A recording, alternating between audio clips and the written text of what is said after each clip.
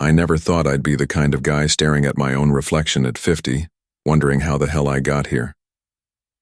Name's Michael, Mike to most folks, and I've spent most of my life wiring up homes and fixing busted circuits in this little mountain town in Colorado, nestled right in the Rockies. Places like Aspen or Vail get all the tourist love, but our spot, Evergreen Ridge, is quieter, with pine trees that whisper secrets and air so crisp it bites back. I met Laura back in our 20s, right after high school. She was waitressing at the local diner, slinging burgers with a smile that could light up a blackout. We got hitched young, no fancy wedding, just a justice of the peace and a barbecue with friends. Started out in a beat-up trailer behind the old Sinclair gas station on Route 40. Trucks rumbling by at all hours, shaking the walls like they were trying to knock us loose from our dreams. Laura had this fire in her, always sketching designs or painting on whatever scrap she could find. She turned that into a little business, doing custom portraits for folks around town. Me? I climbed poles for the power company, then went independent, fixing folks' electrical messes from Denver suburbs to the high passes. We scraped by, but damn, those early days were sweet. Homemade chili on the stove, Laura humming old country tunes while I tinkered with gadgets in the corner. No family to fall back on. My folks passed early in a car wreck and hers were out in Kansas, too far to help much.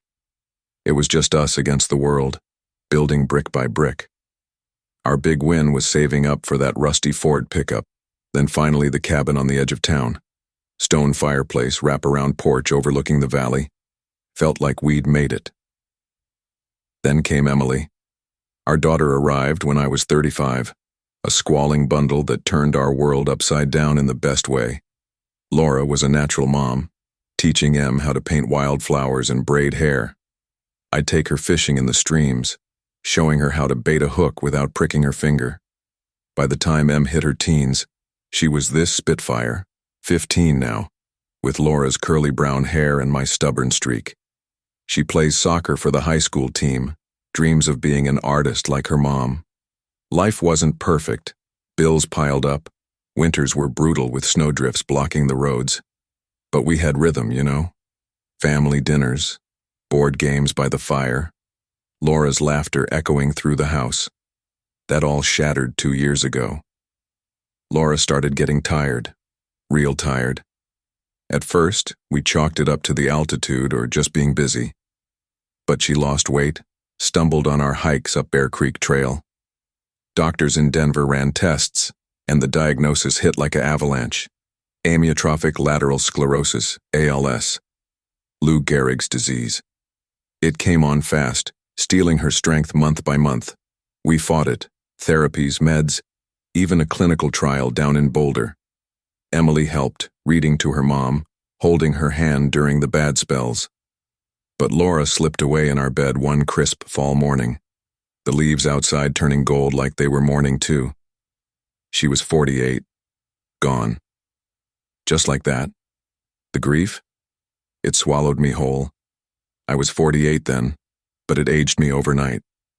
The cabin felt haunted, her easel in the corner, brushes dried out, half-finished canvas of the mountains staring back like an accusation. I kept working, had to. Electricians don't get paid vacations for heartbreak. But at home, I shut down. Bills stacked on the kitchen table unopened. Emily tried to step up, cooking simple meals like mac and cheese, but she was just a kid, dealing with her own pain. She'd cry in her room at night, thinking I couldn't hear. Friends from town, the Johnsons next door, old buddies from the power co-op, dropped off casseroles, offered to mow the lawn. I nodded thanks, but couldn't look 'em in the eye. Felt like a failure, like I should have fixed this, wired up some miracle to save her. Nights were the worst. I'd sit on the porch with a beer staring at the stars over the peaks, remembering how Laura and I used to wrap in a blanket out there, talking about nothing and everything. Her hand in mine, warm and steady. Radio playing soft rock, Springsteen or Eagles, and it'd trigger memories that punched the air out of me. Emily would peek out, ask if I was okay. Yeah, kiddo, I'd lie, forcing a smile. But inside I was convinced this was it. Life over at 50, just me and my girl rattling around in an empty house. I avoided mirrors, hated the gray in my beard, the lines around my eyes that screamed widower. Months dragged on, seasons flipping like pages in a book I didn't want to read. Spring wildflowers bloomed without Laura to paint them. Summer barbecues felt hollow. Emily threw herself into school, her art club, trying to fill the void. Me, I shrank. Stuck to routines, work, groceries at the Safeway in town, avoiding the diner where Laura worked way back. But one rainy afternoon, after a long job rewiring a cabin up in the hills, I needed coffee bad. Ducked into Brew Haven, the little coffee shop on Main Street. Neutral ground, no memories tied to it. Smell of fresh grounds and pastries hit me, voices murmuring like background noise. I ordered a black coffee, slid into a booth, hoping to disappear. That's when I noticed her. Jenna, the owner, behind the counter. Mid-40s, I'd guess, with short auburn hair and a no-nonsense apron. She moved with purpose, steaming milk, chatting with regulars. Our eyes met once. She gave a small nod, nothing pitying, just acknowledgement. I started going back, telling myself it was the caffeine fix after long days on the ladder. But really, it was the escape, the hum of life without the weight of home. Jenna and I exchanged hellos, weather talk. Then one day, I left my wallet on the counter like a damn fool. She brought it over, sliding it across the table. "Looks like you've got a lot on your mind, Mike," she said softly, her voice like a warm blanket. No judgment, just fact. I froze, but something cracked. Turns out she'd lost her husband 3 years back. Car accident on I-70 during a snowstorm. Left her with a son, about Emily's age. "It doesn't get easier," she admitted, sitting down uninvited but welcome. "But you learned to carry it different." Her words stuck, replaying as I drove home that night. For the first time in months, I opened the blinds in the living room, let sunlight chase the shadows. Emily noticed, raised an eyebrow over dinner. "You okay, Dad?" I nodded, real this time. I kept returning to Brew Haven. Jenna didn't push. We'd talk about town gossip, the Broncos' lousy season, her kids' science fair project. One afternoon, she asked about Laura. Saying her name out loud hurt, but Jenna listened, eyes kind. "Sounds like she was one hell of a woman," she said, touching my arm lightly. That touch, electric, like a spark from a live wire. Guilt followed, but so did a flicker of something new. Hope. Emily met Jenna one weekend when I brought her in for hot chocolate. They hit it off, talking art supplies. Seeing my daughter smile genuine-like warmed me more than the coffee. Our chats turned deeper. Jenna shared stories of her life before, growing up in Texas, moving here for the mountains, building the shop from scratch. Her resilience mirrored Laura's, but different, her own. One evening after closing, she invited me to stay for pie. We sat in the empty shop, rain pattering on the windows, laughing about dumb customer stories. When our hands brushed, neither pulled away. "You're not alone in this, Mike," she whispered. That night, driving home, I felt lighter. Like the grief wasn't the only thing defining me anymore. Emily noticed the change. "You seem happier, Dad." We talked about it over pizza, how missing Mom didn't mean we couldn't find joy again. She was wary at first, but seeing me smile made her open up too. Jenna and I started small dates, walks in the park, coffee runs turning into dinners at her place. Her son Tyler and Emily bonded over video games. It wasn't replacing Laura, it was adding a new chapter. Stolen kisses with Jenna felt like coming alive, her lips soft, her embrace steady. Heartache still ambushed me, anniversaries, seeing Laura's old sketches.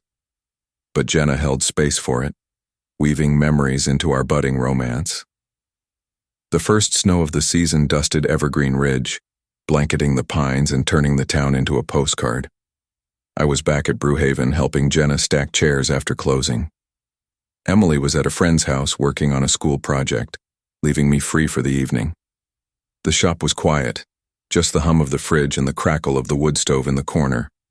Jenna handed me a mug of hot cider, her fingers lingering on mine. "You ever think about what Laura would say, seeing you now?" she asked, her hazel eyes searching mine. The question hit hard, but not like before. I leaned against the counter, staring into the steam rising from the mug. "She'd probably tell me to stop moping and fix that damn flickering porch light," I said, managing a half smile. Jenna laughed, a sound that warmed the room more than the stove. We started spending more time together, not just at the shop, but in the spaces between our lives. I'd drop by her place, a cozy A-frame just outside town, with tools to fix a leaky faucet or rewire a lamp. Tyler, her 16-year-old, would hover, curious, asking about circuits while sneaking glances at his phone. He was a good kid, lanky with a mop of dark hair, always tinkering with something.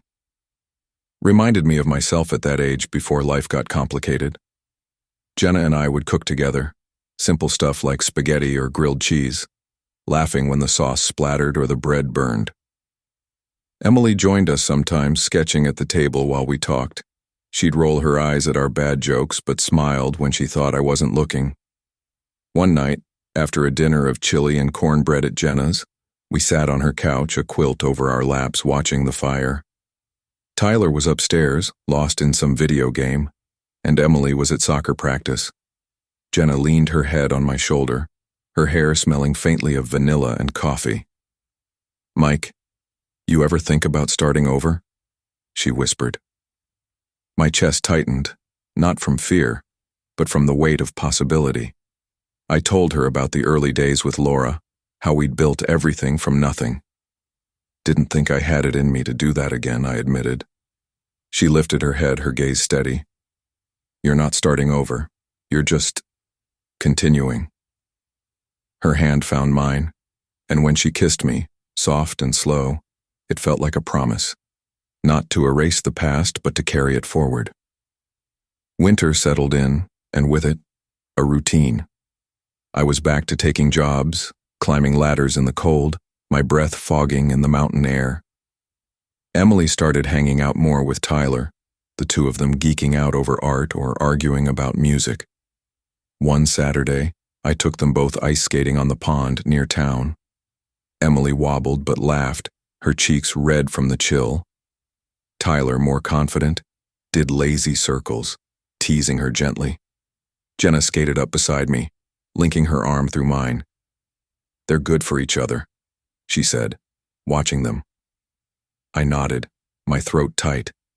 For the first time, I saw a future, not just for me, but for Emily too. A family, patched together, not perfect but real. Christmas loomed, and I braced for the ache. Last year, I'd barely put up a tree, unable to face the ornaments Laura and I had collected. This time, Emily insisted. We dragged a pine into the cabin, the scent filling the air, and she dug out the box of decorations. I hesitated, but her hopeful eyes pushed me through. Jenna and Tyler came over to help, bringing cookies and a playlist of cheesy holiday tunes. We strung lights, hung glass baubles, and laughed when Tyler got tangled in tinsel. Later, sitting by the fire, Jenna squeezed my hand. "Laura's here in a way," she said softly, nodding at the star Emily placed on the tree, one Laura had painted years ago. I swallowed hard, grateful for her understanding, for how she held space for both my past and our present. By February, I was spending more nights at Jenna's, though we kept it low-key for the kids' sake. Emily was okay with it, though she'd tease, "Dad, you're blushing again." One evening, after a long day of rewiring a barn outside town, I drove to Jenna's. Snow fell in fat flakes, the road slick but quiet.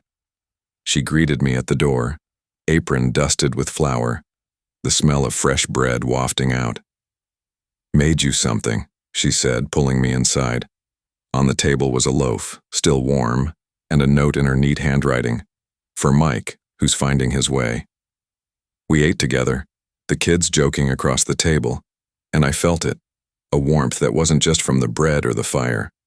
It was home, not the one I'd lost, but one I was building piece by piece, with them, Spring thawed the mountains, rivers swelling with meltwater, and Evergreen Ridge burst into green. I turned 50 that March, but it didn't feel like a milestone of dread. Emily baked a lopsided cake, chocolate with too much frosting, and Jenna surprised me with a handmade card from Tyler, doodled with tools and wires. We celebrated at the cabin, the four of us around the table, candles flickering. Emily leaned over, whispering, "Happy birthday, Dad. Mom would have loved this." Her words stung sweet, a reminder that healing wasn't forgetting. Jenna's hand on my knee grounded me, her smile saying she got it. Work picked up with the warmer weather, folks renovating cabins, installing solar panels on ranches out toward Idaho Springs. I'd drive my truck, windows down, classic rock on the radio, feeling the rhythm of days again. Jenna's shop buzzed with tourists hiking the trails, and I'd stop by for lunch, stealing moments behind the counter. Our romance deepened quietly, like roots taking hold. One weekend, we hiked up to Echo Lake, the path lined with aspens shivering in the breeze.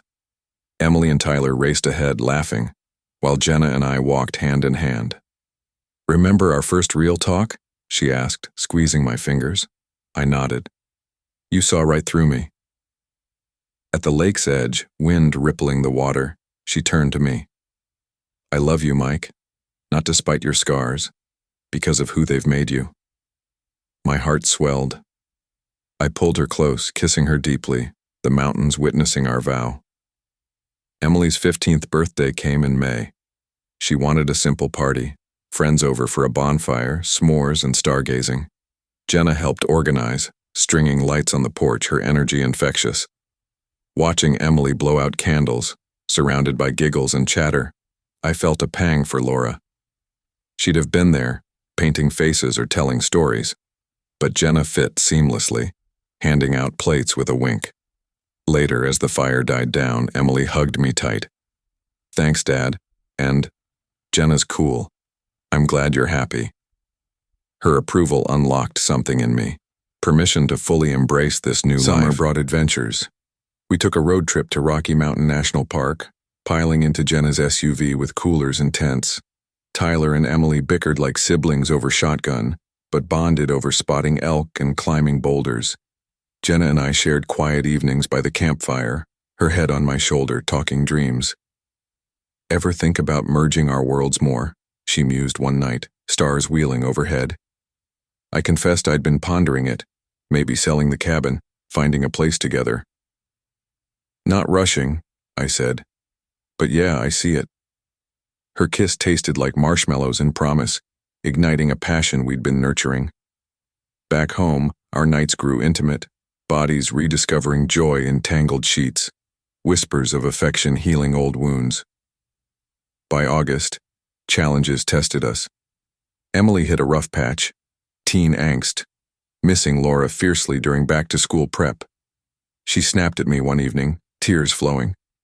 "It's not fair, Dad. Why her?" I held her, letting her storm pass, then shared stories of Laura's strength.